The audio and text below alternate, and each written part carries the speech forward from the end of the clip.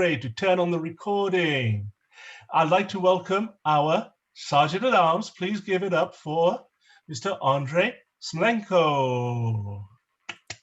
Thank you very much, Nick. Thank you very much, Mr. Club President. Welcome, fellow Toastmasters and guests. This meeting of online presenters has now begun. Guests, please note that in order to be a member of our club, you must be a current or former active member of Toastmasters International and have completed at least 6 speeches from either the traditional or path-based programs. Or you must have substantial relevant presentation experience that you demonstrate in a 3 to 5 minute speech delivery during one of our club meetings. All requests for membership are subject to board approval. If you have not already done so, please change your panel to ensure it shows your name and role if you have one. Right-click to do so and select Rename. We have members and often guests from many countries throughout the world. Thus, as a professional organization, we ask that you please be aware of language or word usage that may be considered offensive or otherwise insensitive due to cultural differences. Please note that we will be recording this meeting. Your video audio contributions may be used for our club marketing purposes. Please mute your microphone when you are not speaking. Also, please avoid using chat box during the speaker's presentations. And today's theme of the evening is diamonds. Please welcome our president of the club, DTM, Mr. Nick Lahane. Thank you very much, Andre. Welcome everybody to Online Presenters. What an exciting day we have today. Wonderful speakers, great table topics. And to top it off, we're going to have evaluators and reports from our functionaries. We have got a humdinger here for you. I want you to just think about today. What does it mean for you? I know it means it's Australia Day somewhere. We're going to hear about that later. Now, in terms of the meeting, we are going to have our Toastmaster of the Day, who's going to actually manage it for us and guide us through up to the general evaluator. So it gives me great pleasure to welcome our Toastmaster of the Day. Please give it up for Elaine Nieberding. Greetings to my fellow Toastmasters, online presenters, replay viewers, and of course, our honored guests, some of which have Toastmaster experience and some who are brand new. You are in the perfect place to be with us. They say diamonds are a girl's best friend. Well, I think my Toastmasters. Toastmasters here at Online Presenters are my diamonds. They're becoming my best friends. We get to rough and tumble with each other, polish each other, so all of the facets of leadership skill and communication skill get polished and show ever more brilliant for our service and presence in the world. Thank you everyone for being with us tonight. Our meeting has 3 parts to it. The first part of it is speeches, which are 5 to 7 minutes long. The next part of the meeting is table topics, which is impromptu responses to short questions. And then the last part of the meeting is evaluations and reports from our functionary role holders. Today, framing this lovely space are these functionary role holders. They are like diamonds all around this space. And I'll be calling on each one to tell a little bit about what they do to keep our meeting running smoothly. First, I'd like to call on Lucas Collefeld. Tell us what the timer does and demonstrate your colors.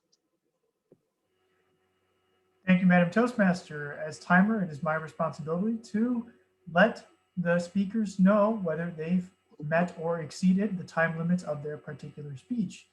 For our 5 to 7 minute speeches, they will see the green at 5 minutes, yellow at 6, and red at 7.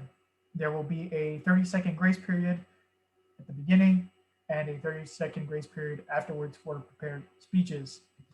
For table topics, speakers will see the green light at 1 minute, yellow at 1.5, and red at 2, with a 30-second grace period after the 2-minute mark. And lastly, for our evaluations, evaluators will see the green light at 2 minutes, yellow at 2 minutes 30 seconds, and red at 3 minutes, and they will be given a 30-second grace period after the 3-minute mark, and they also have a 30-second grace period before the 2-minute mark for qualification. Back to you, Madam Toastmaster. Thank you so much, Lucas. Next, I'd like you to meet Donna Knight, who will be our counter. Tell us what the counter does, Donna. Thank you, Madam Toastmaster. Toastmasters and friends, fluency is the pearl of any great speech.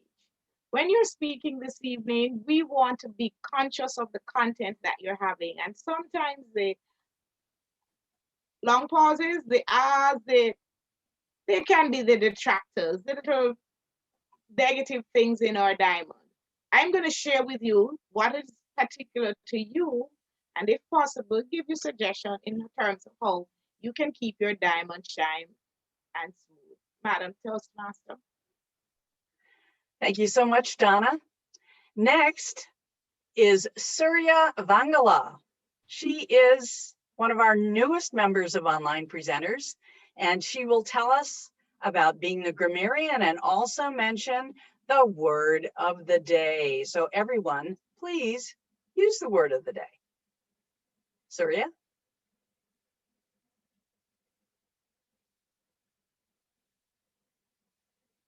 Can you unmute, Surya? Yeah, I There you did. go. Thank Yeah, you. It took me a minute. Good evening, fellow Toastmasters and online presenters. Tonight, I'll be listening carefully to the usage of grammar and language. I'll be paying particular attention to highlight exceptional usage and the treasures by our members. The word of the day today is brilliant or brilliance. Please use it in your presentations. It means, many of us know already, but just to remind ourselves, it means polished, shining, or brilliant. Just like the nursery rhyme goes, twinkle, twinkle, little star, like a diamond in the, I forgot, sorry. Twinkle, twinkle, little star. What's the next word, guys? Help me out. Shining. How I wonder what you are. Oh, I wonder what you are. Okay, here we go. That We is got so it. bright. We got it. Shining like a, yes, you got the word. You got the gist of the usage of the words. Let's all shine like diamonds tonight.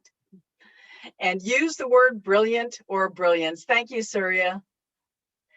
We have a role that is different from brick and mortar meeting in person clubs. Here in Online Presenters, we have a role called Watcher. Jeanette Francois, tell us what the Watcher does. Thank you, Madam Toastmaster and fellow Toastmasters. And tonight I'll be watching how brilliant you are on the screen. And I'll make sure afterwards to give you all the results, and please shine like diamonds. Back to you, Ms. Toastmaster. Thank you, Jeanette.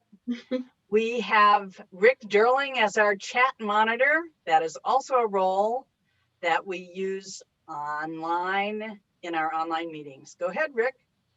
Good evening, everybody. My job is to keep an eye on the chat and watch out for interesting things that are posted and answer questions. So be warned, I've got my eye out and I already have some interesting things to report. Thank you so much.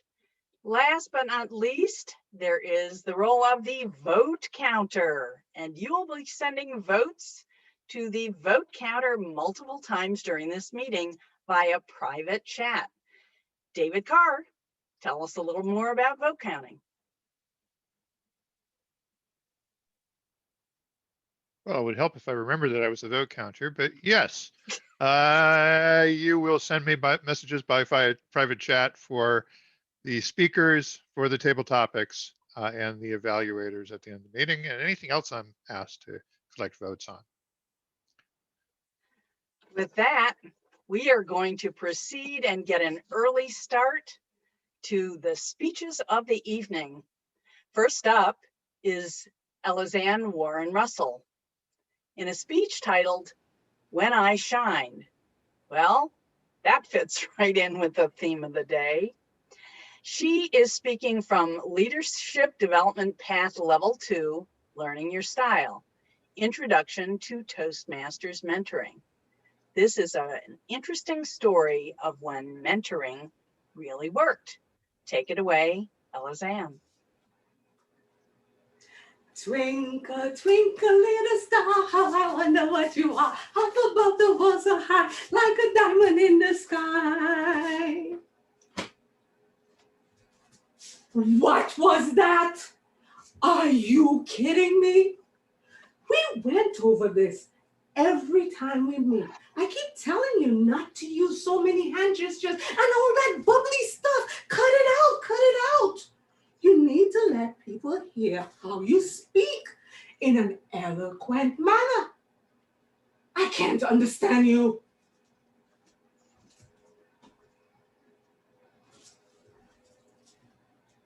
Wow, that was brilliant, Elizanne. I would not have even considered using that song in a speech like this. I have a couple suggestions for you only because in order for your audience to understand what you're trying to say, you need to do a couple of things. So the major thing I noticed that you were doing, you were so hyper that people could not understand exactly what you were saying.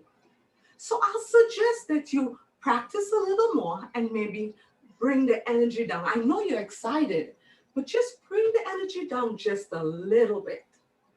Another thing I'll suggest is that you probably hold your hand like this or keep it to your side so this way you don't have so many hand gestures. You were all over the place with your hand gestures, but it didn't quite fit what you were trying to do. How many of us have had both of these mentors in our lives? When you listen to this mentor, you want to put your hand in your ears and say, "Shut up!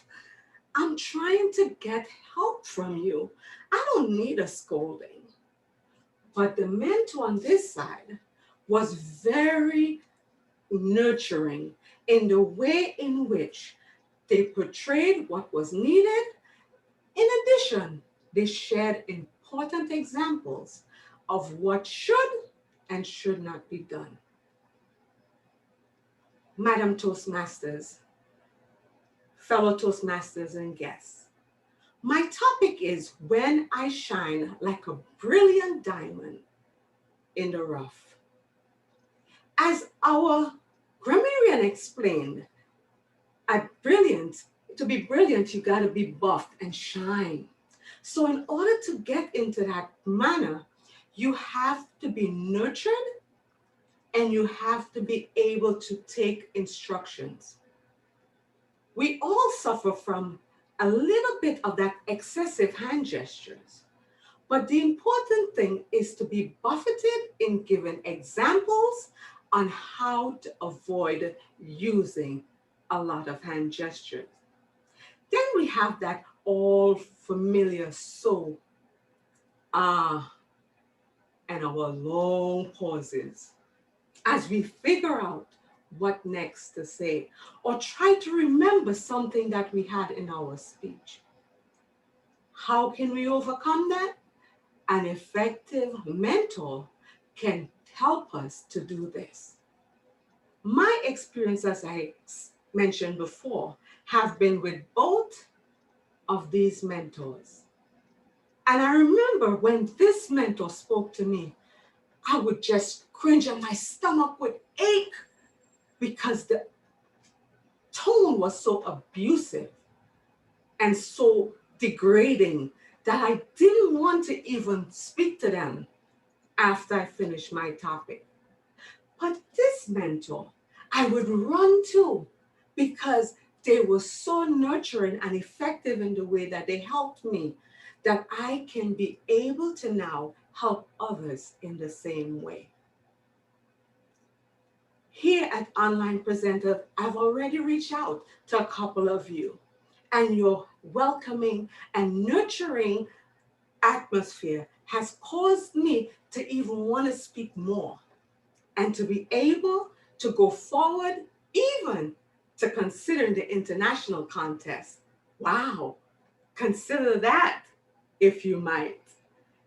Toastmasters is a great place to develop public speaking and most of all, leadership, because mentoring is a part of leadership, something that we all can do, even in our homes. So in order for us to shine brilliantly as diamonds, a good mentor is important. And also, as a mentee, it is my duty to also follow the instructions and guidance and put it into practice by practicing. Thank you, Madam Toastmaster.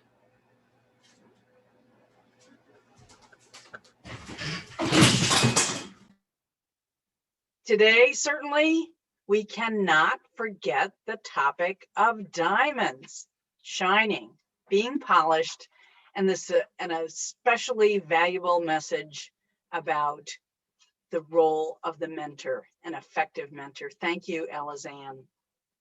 Coming up next is Angela Heath. She has been researching a subject to present it to the staff of the U.S. Department of Housing and Urban Development. What has she been researching? Is it possible to have work-life balance during a pandemic? In her speech, 3 Factors of Work-Life Balance During a Pandemic, she'll be presenting a 5 to 7 minute speech with special audio visuals. This is from the Visionary Communication Level 1 Mastering Fundamentals project called Researching and Presenting. Welcome, Angela Heath. Madam Toastmasters, fellow Toastmasters, and honored guests. Can you have work-life balance during a pandemic? Some of you may not really understand work-life balance. It's a concept that's been around for a couple decades. And basically, all it means is that at one point, managers began to realize that work was creeping into the lives of their employees. And that's not good. It's not good. It creates too much stress. Too much stress results in accidents and problems at work. Now, coronavirus has added a new dimension for us because children are at home learning, spouses are together 24/7, and nobody in the family seems to have any time or space to really balance. So I'm going to offer you 3 very practical things that you can do in your own life to create that work-life balance. Now, John's situation is something that we've all seen and probably some of you have lived. His boss is shouting for the report. His wife is saying, honey, get the baby. And the cat is saying, where's the 6-year-old and that pesky dog? They seem to be missing and no one notices it. This is because all of the work is now done at home. Now, there are many areas where most of us can feel some tension and stress. I want you guys to participate with me. Of all of these areas, put in chat, where do you feel the most off balance? Pick one: work, children, spouse, health, rest, just one. Put it in chat. Where do you feel the most off balance? It could be different for all of us, but most of us do feel some disconnect. And I see in chat, we've got health and work and recreation. Recreation a couple times. That seems to suffer quite a bit. So what I'm going to do with the balance of this time is talk about resilience as I give you these 3 very practical things that you can do in your own home. Now, resilience is a framework, and I'm using this definition from John Greich from Marquette University. It involves self-regulation, interpersonal support, and the meaning that you ascribe to something. Remember that, and remember that one area where you feel a little off balance as we go forward. Psychology today says resilience is simply that quality that allows some people to get knocked down in life and to bounce back up and to come back even stronger. Some people call it the bounce effect. Now, here's the first factor in work-life balance during the pandemic. It's boundaries. Putting that fence up around the things we want to keep in and the things we want to keep out. Now, when you were back at the office, you had some boundaries. Some of you had office doors that you could close. And many of us had boundaries just by way of taking a drive or getting on the subway or commuting to work. We left our family behind. But now that we're all in the same space, what boundaries can we put up? Maybe you need something like this. This is a homemade stop sign. It was made by some little children who were actually getting on their mom's nerves. She gave them an assignment to create a stop sign, so when she needed space, they would stop. Then another creative employee used painter's tape. They didn't have an actual office, but they put down blue painter's tape to create a space that was for work. When they were inside that painter's tape, everybody stood back. The second factor is called IEEI, and this is by a consulting company called Lead Strath. They're one of the top leadership development companies. They use this for meetings. Inform, excite, empower, and involve. Treat your family like a team. Inform them of the goals of the day. What homework assignment are you working on? What business report do you need to complete? Everybody understands what the goals are. Then excite them. Come on, family, we're a team. We can make this thing happen. Empower everybody in the family to be successful and involve them all creatively, just like making that stop sign. And finally, the third issue is meaning. Sure, coronavirus is horrible. None of us like it, but let's play around with the meaning and try to find the good. The time to play with the children, to exercise during the day, maybe even take a nap during the day, and to be thankful if we still have a job, because many people don't. So the way that we get work-life balance is to be resilient and to realize we still have much to be grateful for as we balance that tightrope. Back to you, Madam Contest Master.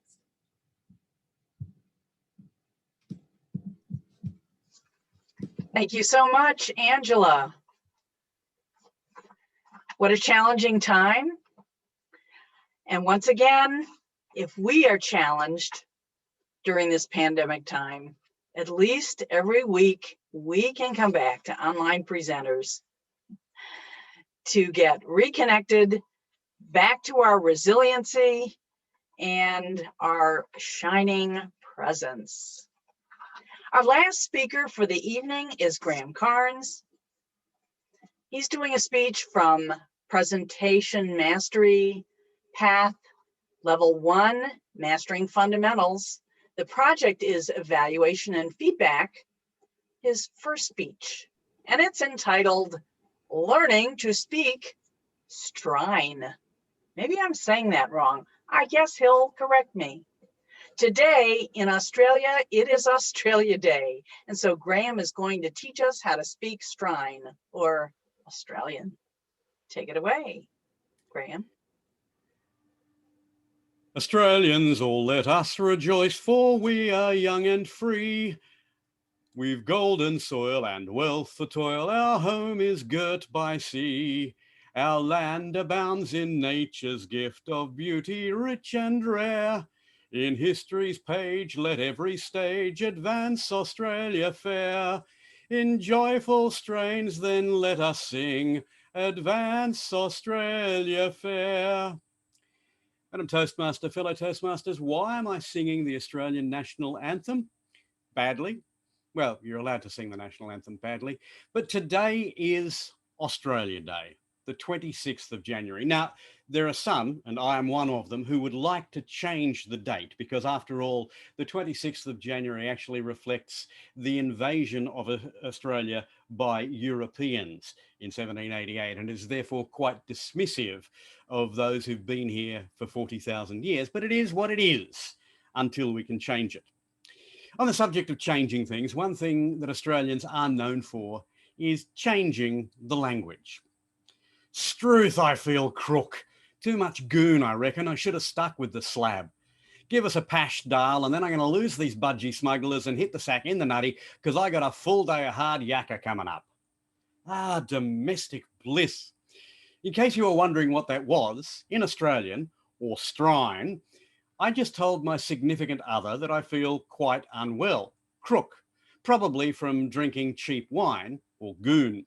I suggest that perhaps I should have stuck with my beer, which comes in a slab or 24-pack, and after requesting a kiss or pash, I announced that I'm going to strip off my Speedo-style swimsuit, budgie smugglers, and go to bed without clothes, in the nutty, because I have a full day of hard physical work, or yakka, tomorrow. See? Simple, isn't it? Well, let's see how you go with this. Mate, do you hear Maccas are going to start selling snag sangers this arvo? Fair dinkum, they are going to be chock-a-block. I'm racking off down there now because if I miss out, the missus will give me a real ear bashing. Crikey. Did you follow that? Essentially, I was telling a friend, mate, that McDonald's, Maccas, is adding a new menu item, beef sausage sandwiches or snag sangers from this afternoon, arvo, and I expect that store to be completely full of customers, chock-a-block or just chockers. So I am leaving, racking off, straight away, because otherwise my wife, that's the missus, will have harsh words to say to me about missing out. She'll give me an ear bashing. See, Australians do speak English. You just need to know. But like Americans, and those from the subcontinent, and those from different parts of the UK, and in fact everybody who learns English as a second language, we all put our own unique spin on things. Here are some other Aussie slang words that you may have heard and that you might want to add into your vernacular. There's cobber, which means friend. There's grouse, which might be a bird in England, but to us means really good. Sickie. In Australia, most workers get 10 days of paid sick leave every year, and so we often take a day off for mental health or other reasons. We call it chucking a sickie. Fair dinkum means truthful, although it is often used ironically. Oh yeah, fair dinkum. But true blue always means genuine. Crikey, which you've no doubt heard, is in fact a mild blasphemy. It comes from Christ. Straya is how we say Australia, and Strine is speaking Australian. Struth is actually from God's truth. G'day is the Australian shortening of words. We always shorten our words unless they are really short words, in which case we lengthen them by adding an O on the end of them. Here's one of my favorites, flat out like a lizard drinking. Now that is just so beautifully descriptive. You've seen lizards drinking flat out and they're not moving. But we actually use that in an ironic way because we are really, really busy. We are flat out. We are so flat out, we are like a lizard drinking. Dead set is a modifier used with words like legend. Oh, he is a dead set legend, that bloke. Ripper means terrific, or in the word of the day, it means brilliant. And the great Australian swear word, bloody, which we use almost constantly. There's a lot of new slang in the last 50 years or so, because most of that dates back to the earliest days of white settlement. But we use fully sick, although that mostly is used in Western Sydney and Melbourne. It's a relatively new term meaning really good. A hoon is a lout or a hooligan, especially behind the wheels of a car.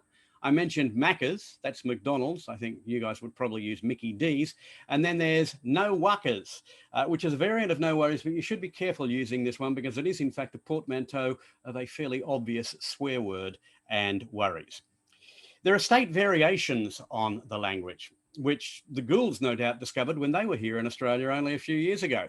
There's a tinny, can be a beer can, but can also be an aluminium dinghy. I spoke about budgie smugglers or swimsuits, but here they're called cozies or swimmers or trunks or bathers, depending on which state you're in, and peanut paste or peanut butter, depends on your state. Some things, though, all Australians love. One of them is the ginger nut biscuit. Now, this is a cookie, which was what we call biscuits, and in most states, it's quite a hard biscuit. In other states, it's a soft biscuit, but in all states, it has ginger in it. And then there is the great Australian treat to the world, Vegemite. If you've never eaten Vegemite, give it a try sometime, but be careful, only the thinnest of smears, because it is, in fact, very salty, very umami. It's basically a byproduct of beer yeast. And since we like our beer, that seems perfectly reasonable. How deeply embedded is Strine into the way we speak? Well, Coca-Cola is running a name on a campaign here, you know, where they stick a name on a can. And this is one of my favorites. Now, a dag, strictly speaking, is, well, the ring of dung around a sheep's tail, which has to be removed because otherwise it gets fly strikes. But it's also an eccentric person, a character, a bit of a dag, and I consider myself a bit of a dag. And only in Australia could we turn being a bit of dung stuck on a sheep's bum into a term of endearment and being a dag. Speaking Strine, ladies and gentlemen, join us. It's a fabulous language. Hey.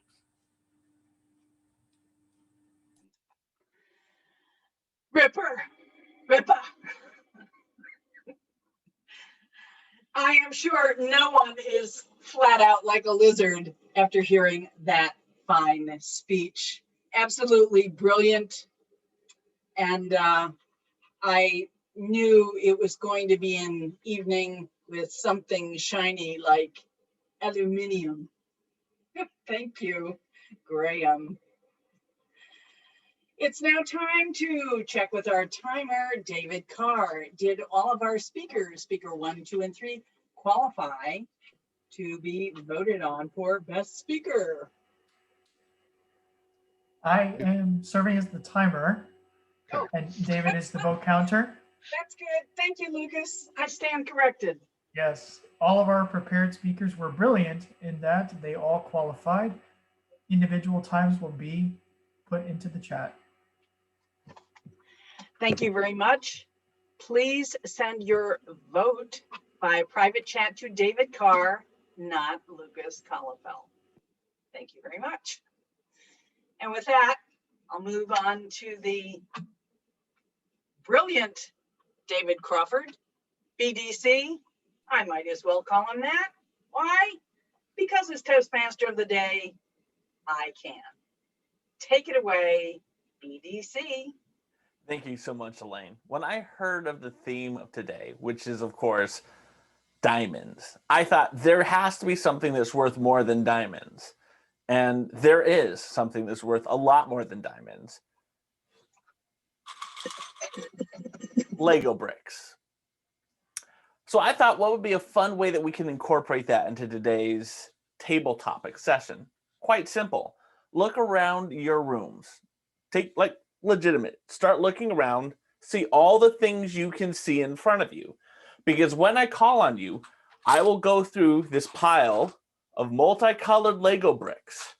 I will pull a brick And your job is to tell us about something that you can see, that you can grab, that is that color.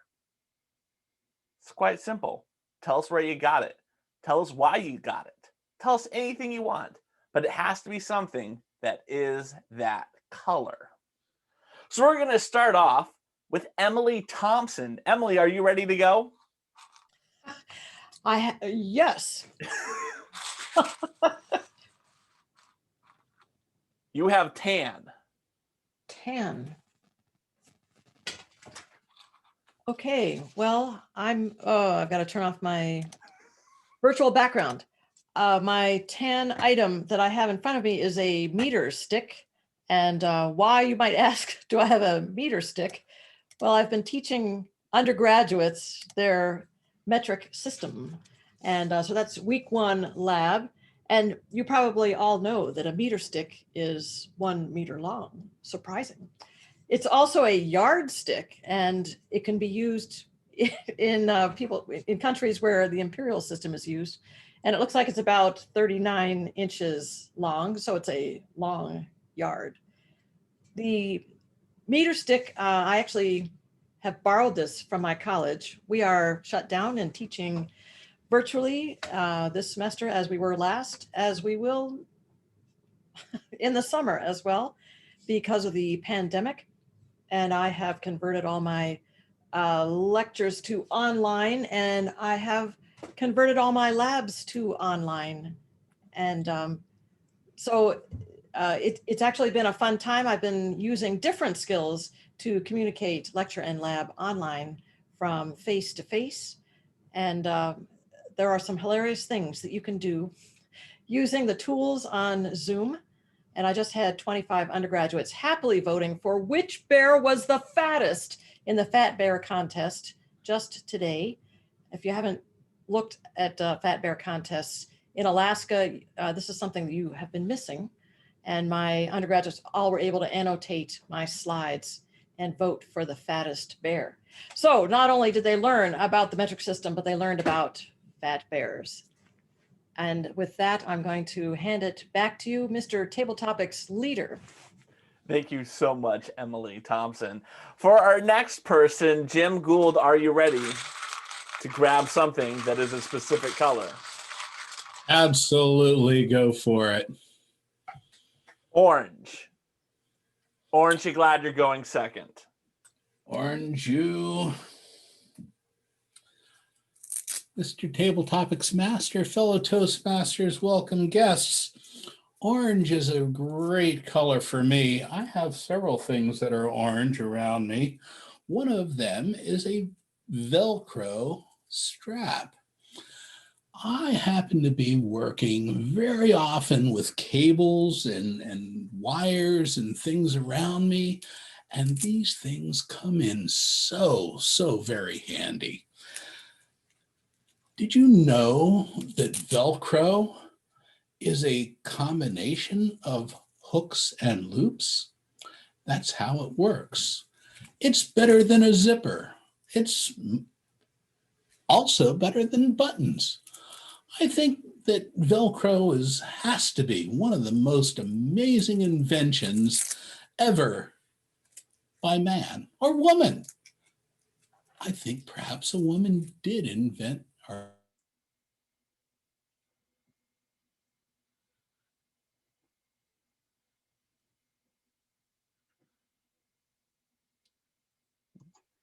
Am I the only one who lost some words? Something to do with the invention.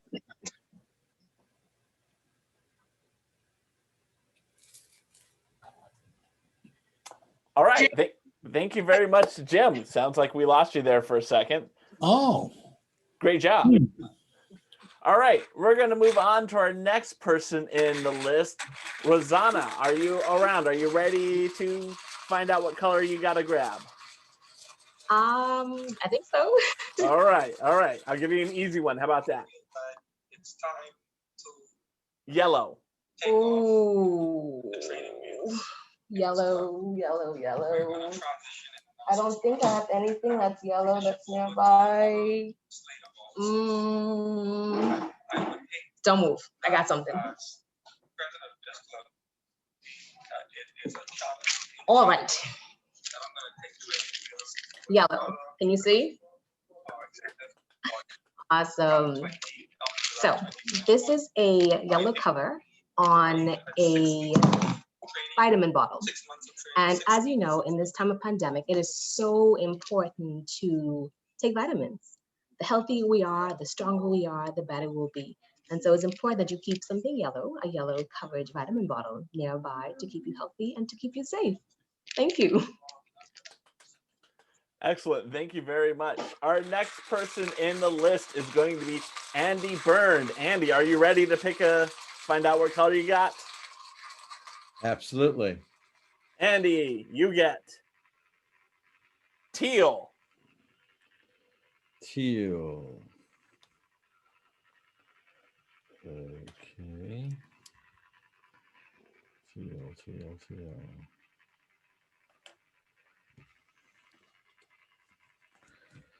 Well, I have this, which is sort of a tealish color, and it's a cup holder where it protects and keeps your drinks cold. And that's what I have in your color.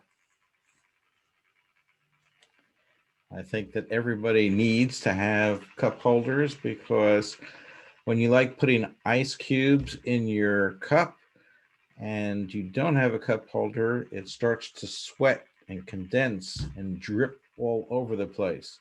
And that becomes a problem because now your desk is dripping and your papers are getting filthy wet and you're very upset because all the things that you have on your nice little neat desk are getting soaked by this dripping, sweating glass with the ice in it.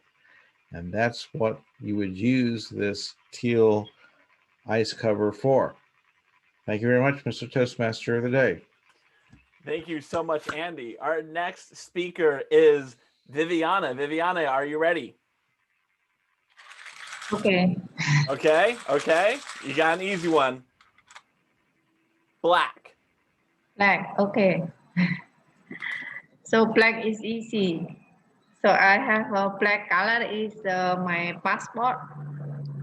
But this is my passport to store any files. So I'm using this one because I store a lot of files. So if I store it in my computer, it will make my computer slow. So I will prefer to have a portable passport, so I can use it. And it also has advantages because I have 2 computers. Sometimes I prefer to work upstairs, so I just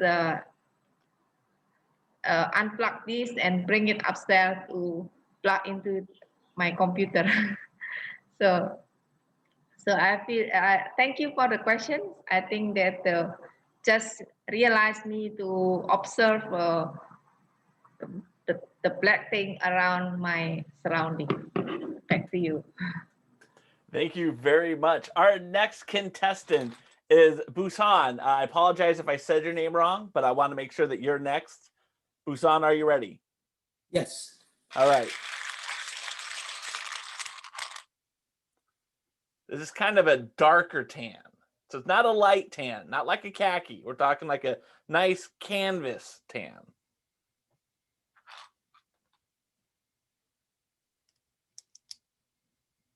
How about this book? Has a dark tan. Thank you, Mr. Table Topics Master. I always carry a tan book. You never know when it comes in handy, such as today. You know, this notebook has served me very well because it comes with a tan pen and a tan cover, a dark tan cover, allows me to jot my thoughts down. You know, just a moment ago, people were talking about either a meter stick or a Velcro or a vitamin or a cup holder or even a computer USB port to keep files. But what would I do without my tan book? What if I'm lost? I would carry this to find my way back. What if I'm in a deserted island? I would carry this to jot my thoughts down. What did I do? And what would I do to tell my grandkids, what did I do? This tan book serves me well. This tan book is also helpful for me to jot down my notes in case I ever have to mentor future Toastmasters. It could serve me well to present a fine Striner speech. It could also help me research, how can I find balance in my work, in my life, in my presentations, or just to find that mental peace. This is my guide to my mind. Thank you, Mr. Table Topics Master. Thank you very much. Our next contestant is Mary Ruth. Mary Ruth, are you ready? Sure, go ahead. You're going to get red.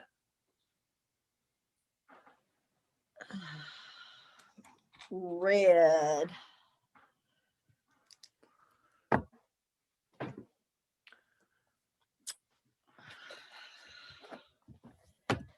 I have a red. I don't even know what this is called, but it's red. I use it in my notebook to divide sections. I have red, white, blue, orange, and yellow. It's very, very handy.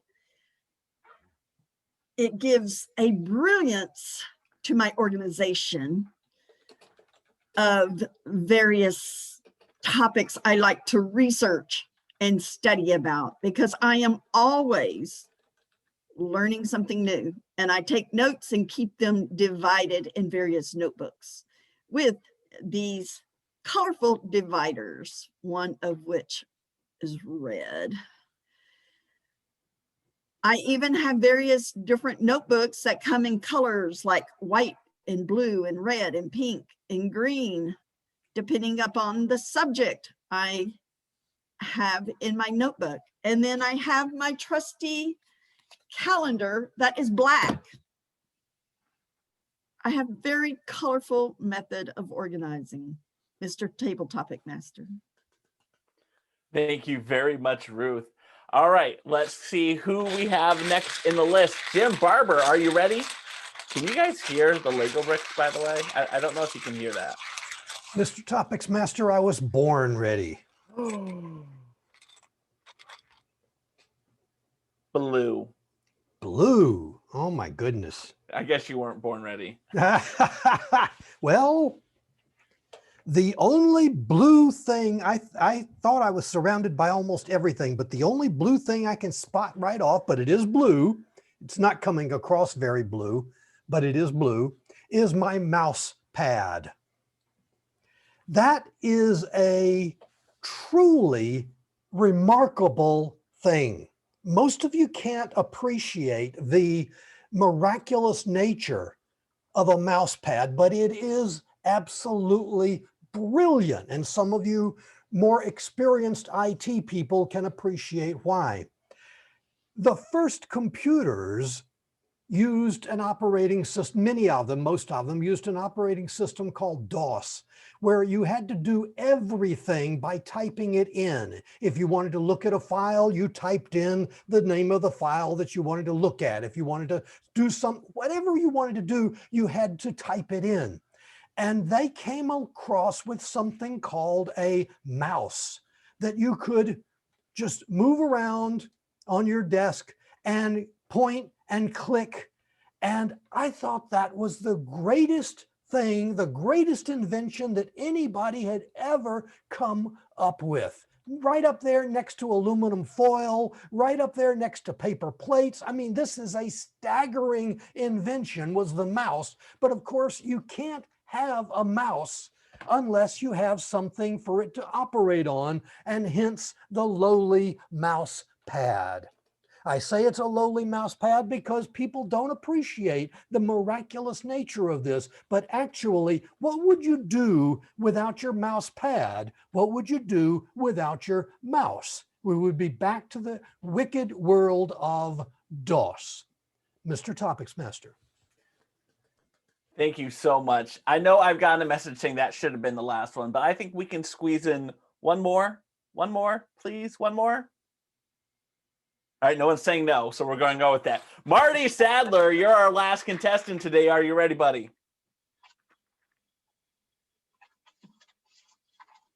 He's almost ready.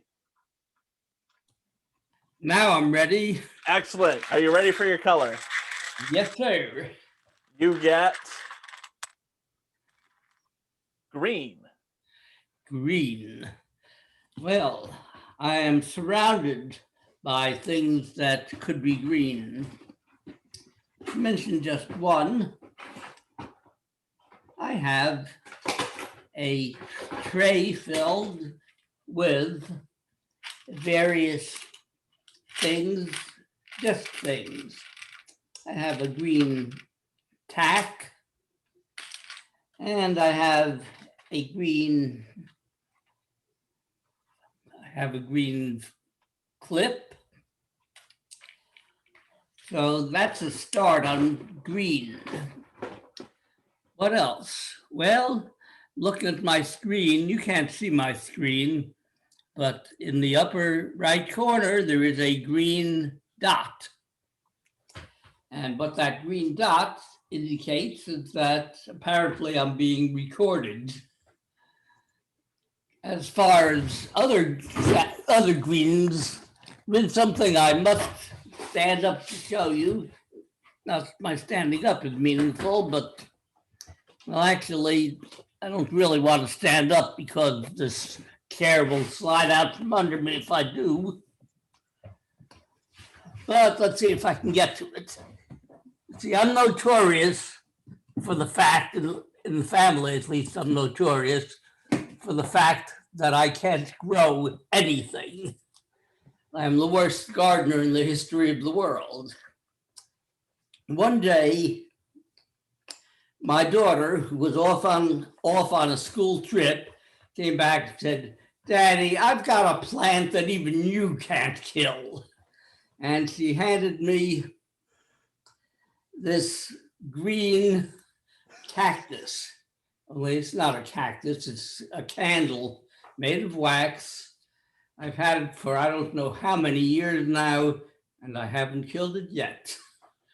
So that's where I find green in my life. And I do believe that's enough on the subject. Back to you, Mr. Topics Master. Thank you so much, Marty. I want to thank everyone participating in this little weird table topics today. Will our timer please let us know if we have any cancellations, anyone who went over, disqualified, yada, yada, yada. Yes, Table Topics Master, we have one disqualification. Otherwise, everybody made their time. All individual times have been posted in the chat. Back to you. Excellent. Thank you very much. And if those who are wondering, this is all of the colors. I put the Lego pieces together. This is my own creation of you guys. I'm going to turn it right back over to our Toastmaster of the day, Elaine Nieberding. Thank you very much for that brilliant table topics section, BDC. And it's now time for Marianne Grady to take on the next section of the meeting, general evaluation and reports. Go ahead, Marianne. Thank you. Well, thank you, Madam Toastmaster, and good evening, fellow Toastmasters and guests.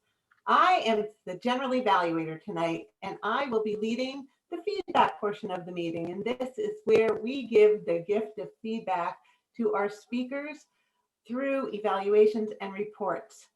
So without wasting any time, I am going to go to our first evaluator, and that would be Pamela Benjamin. And she is evaluating Elizanne Warren Russell's speech. Please welcome Pam Benjamin. Good evening, online presenters and guests, but especially to Elizanne Warren Russell.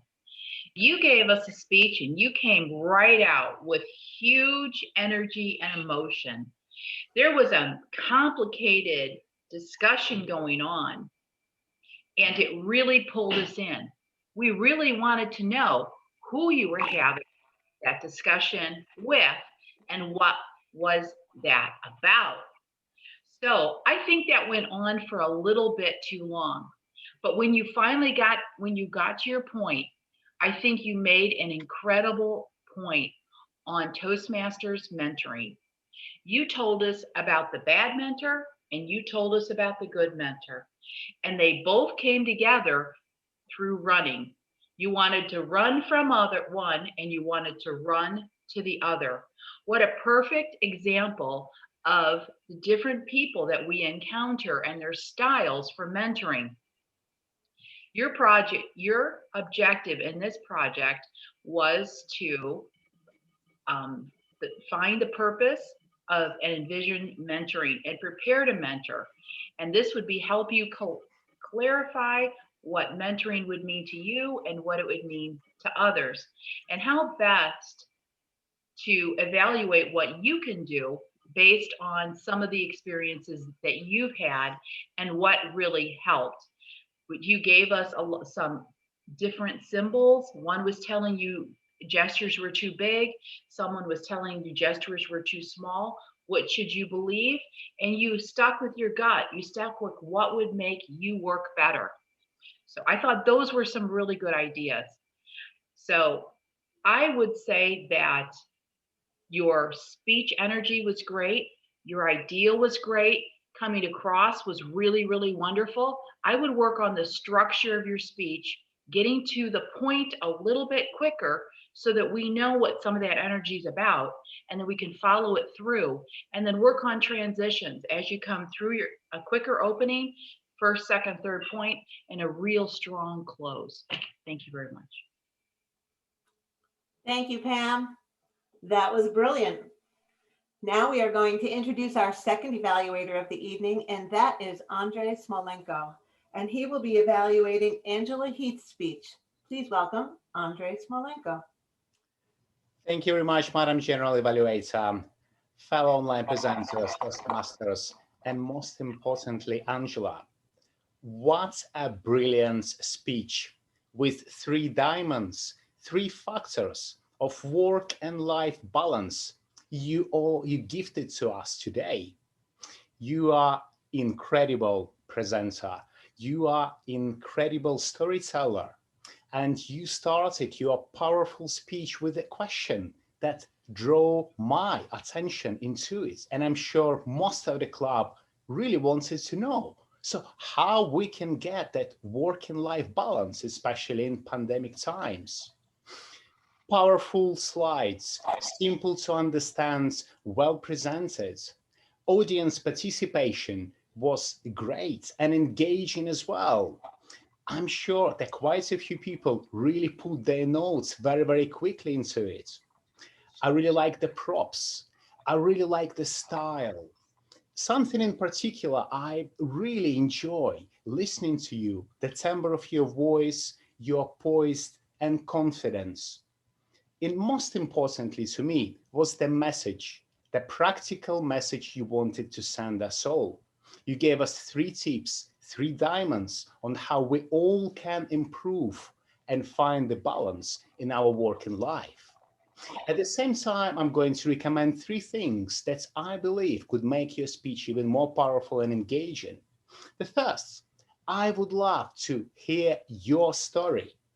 Why perhaps don't you start the speech with your personal story? What happened to you and how it affected your personal life? That would make it more interesting and engaging. And recommendation number 2, I would suggest starting and revealing your secrets from outset of your speech. I'm going to tell you about 3 factors. Is boundaries, is IEEI, and meaning. Those factors going to help you. And I would recommend taking a bit more time to play with audience. If you ask audience to participate, they're already engaged. They want to know who is named, who said what. We all like a bit of gossip in our conversation, in our life. Overall, really powerful presentation in your visionary communication level 1, researching and presenting. Well rehearsed, well presented, giving us 3 diamonds. Perhaps, if you take into account a few things I mentioned today, you will make an even better diamonds for the next speech. I really enjoyed it, so I'm sure all the club really look forward to hearing more diamonds in your speeches next time. Back to you, Madam General Evaluator. Another gem of an evaluation. Thank you, Andre. Now, our third evaluator of the day is Lewis Brown, and he will be evaluating Graham Cairns' speech. Please welcome Lewis Brown. Thank you, Madam General Evaluator, fellow Toastmasters, and especially Toastmaster Graham Cairns. Brilliant speech, mate. I always enjoy learning more about the culture and customs of other countries. And your subject matter is perfect as it matches the exact day of the holiday and is also great subject matter for a level 1 speech. Allow me to share with you my feedback in terms of 3 areas. 1, what I felt you did really great. Those areas I thought you did good, but you might want to practice a little bit more. And then, of course, those areas where I feel you could use a little bit more improvement. First, the Aussie flag. Love it. Love the song. Nice voice. Well, at least compared to mine. I applaud you for your courage, my friend. It did look like you might be using notes. I'm a bit surprised that you don't know the words to your national anthem. But of course, many US citizens don't know the words to the Star-Spangled Banner. So who am I to judge? Props, food items. Nice touch. I like how you included a variety of both local foods or brands, as well as some global brands like Coke. And so interesting that the packaging is different in different countries.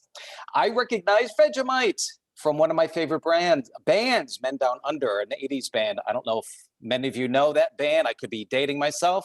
I never knew what that word meant. Now, when you combined those words that I really can't even repeat most of what they are with the accent, first of all, you did use quite a few, and I couldn't really keep up with them. But again, I wasn't about to take notes on them, no less repeat them. But when you combine them with the accent, although it made it a little bit more difficult for me to understand, that was a perfect touch. I mean, I assume that is an authentic Aussie sound. I thought you might give us a few choice words, but good thing you didn't. Nice restraint.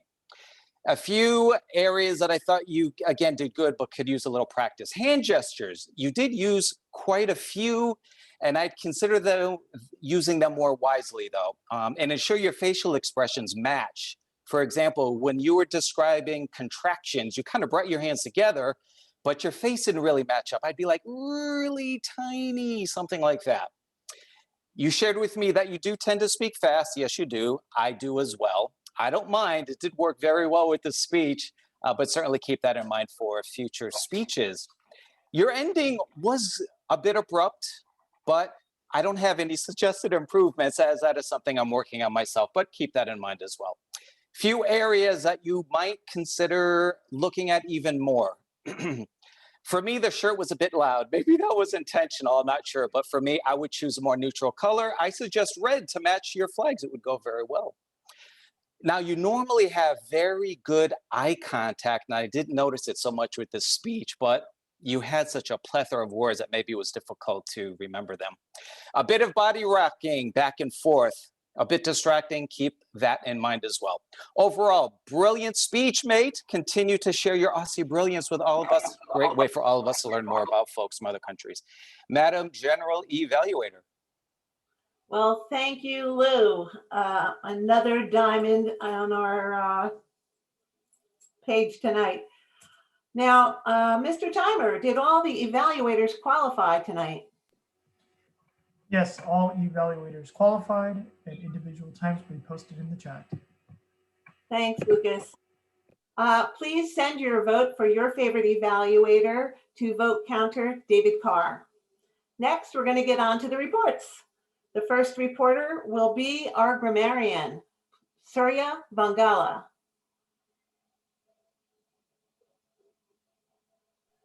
going to unmute myself and share my screen, if I may. If you just give me a second, please.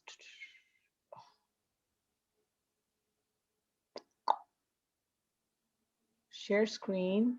Oh, I can't share my screen. Okay, never mind. I'm going to read from my screen. There were several, the word of the day was used by several folks, including Elaine, Elizanne, Graham, Brian, David Crawford, Bushan as a table topics participant, Mary Ruth, Jim Barber, Pamela Benjamin used it several times, Andre used it several times, and so did Marianne used it several times as well. The other verbal gems that I heard were Angela Heath, resilience and balance of tightrope, Graham, peanut paste, bathers, beer byproduct, Jim Gould, hooks and loops better than buttons, cup holder beginning to sweat, very visual and pictorial, Bushan, guide to my mind, jot down my notes, Mary Ruth, brilliance to my organization, trustee calendar, Jim Barber, truly remarkable, miraculous, wicked world of DOS, very nice play on words. Pamela, speech energy. That was a nice juxtaposition of two words that I've never heard before. Andre, timbre of voice, poise and confidence. And of course, alliteration by Lewis Brown, authentic Aussie noise, authentic Aussie sound. So those are that's the grammarian report for tonight, several diamonds and gems, and I congratulate everybody in the usage of the word of the day. Thank you, Madam General Evaluator. Well, thank you, Surya. As newest members, that was a wonderful job. Next up, we have our watcher, Jeanette Francois. Please welcome Jeanette. Yes, thank you, Madam General Evaluator, and thank you to all of you. You all look very brilliant. You were shining on the screen, and you were all well framed. I saw wonderful gems like diamonds. You were magnificent, brilliant, shining, bright like a star.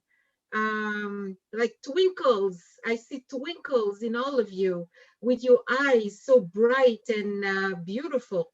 So I think you all were wonderful, especially for the team of tonight. And everything was great. And I have nothing bad to say. I only saw beautifulness on the screens. So thank you to all of you. And that was my report for tonight. Back to you, Mrs. General Evaluator. Thank you, Jeanette. Next up, we have our counter, Donna Knight. Thank you, Madam General Evaluator. Congratulations to all our speakers who sparkled brilliantly this evening. And by my ears, I heard no catchword. So congratulations to all speakers, Graham, BDC, Busharan, Andrea, Marianne, and Louis. Please forgive me if I mispronounce any name. I must make special mention of Marty, who had quite a few pauses, but I think they really worked as we waited for him to show us this unkillable plant. The most used catchword that we're going to polish out of our language was 15 times used by our speakers, and so was followed by one speaker with 8 points. We are going to control our long pauses. Sometimes they work, sometimes they don't. In the chat, I will privately send you your name and what you should work on as we continue to shine as speakers. Madam Evaluator. Thank you, Donna. Now, our final reporter of the evening is the chat monitor, Rick Durling. Good evening, everybody. The chat was not really busy tonight, but I can share that we did have comments like, you can have short yards, or Graham Cairns actually trying to solicit votes for best speaker. I'll also share that the best thing I saw was antipodes. Antipodes are in fact the opposites. So if you're on one side of the world, there's a spot that's exactly opposite of where you're at. Nick LaCarney, for instance, is at -53, 177 east. That actually happens to be south of New Zealand, which puts you very close to the South Pole, my friend. You're in the middle of the water, what can I say? So I am going to post in the chat how you can discover your position on the opposite side of the world. Thank you very much.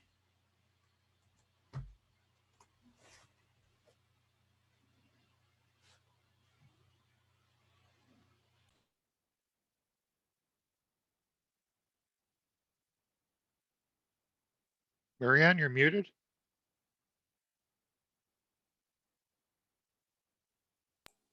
Sorry about that. I don't know how that happened. We started early. We're going to wish Graham a happy Australia Day. And I really appreciated your song this evening and the word vernacular. BDC's table topics were quite a highlight tonight. And we learned about the Fat Bear contest, the meter stick, there was 10 books, vitamins, all kinds of interesting things, but it really made it a lot of fun. Our theme was very apparent in a lot of the backgrounds, and the word of the day was used often. A very creative and fun meeting as usual, and I will ask our vote counter, David Carr, to announce our winners. Yes, I will tell you that the votes in general, they were landslides. Nothing unanimous, but I'm glad, since you have a Floridian counting the votes, that you made it decisive so that we couldn't screw that up. Working backwards, best evaluator for the day is Andre. Ooh, Andre. Best table topics, Bhushan. Welcome back. Came back in style. And then our speaker of the day, Graham Cairns. He's a diamond in the rough, very rough, but Madam General Evaluator. Thank you, David. And I am done for the day, and I will throw back to Elaine, our Toastmaster of the day. Thank you, one and all, for a great meeting. I have one quick announcement to make before I pass this back to President Nicholas Hani. As your Vice President of Public Relations, I'm pleased to announce to you that via email tomorrow, you will be receiving the link for the newest issue of the Online Presenters Press. There will be many gems inside where you can celebrate your club members, diamonds that they are, and see about the great things coming on up in this first half a year. Over to you, Nick. Thank you very much, Elaine. Well done, Toastmaster of the Day. Thank you, Marianne, General Evaluator. And thank you for everybody who took part. BDC, great table topics, 9 people spoke.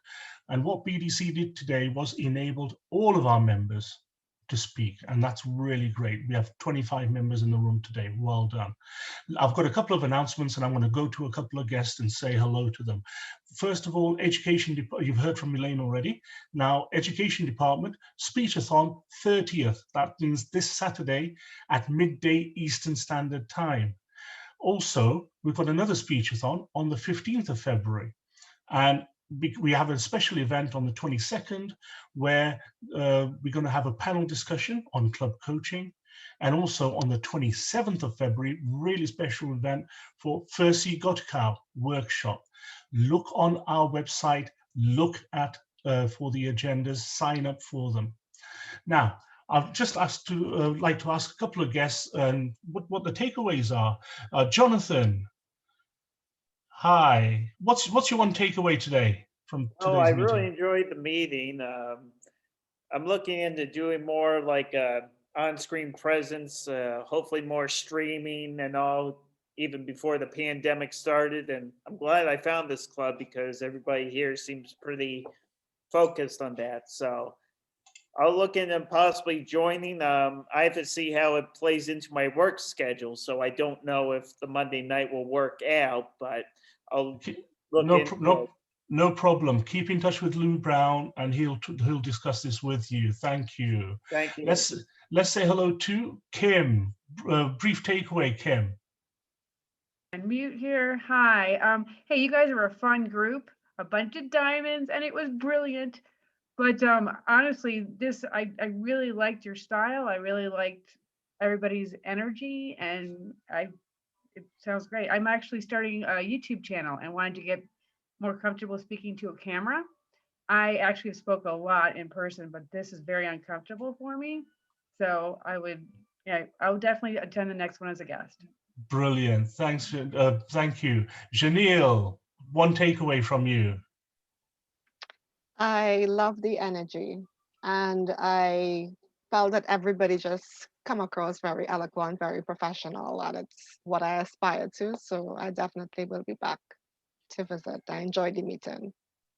Thank you. We're going to talk to guests and a couple of members immediately after 9 o'clock Eastern. But I just want to say thank you for attending today.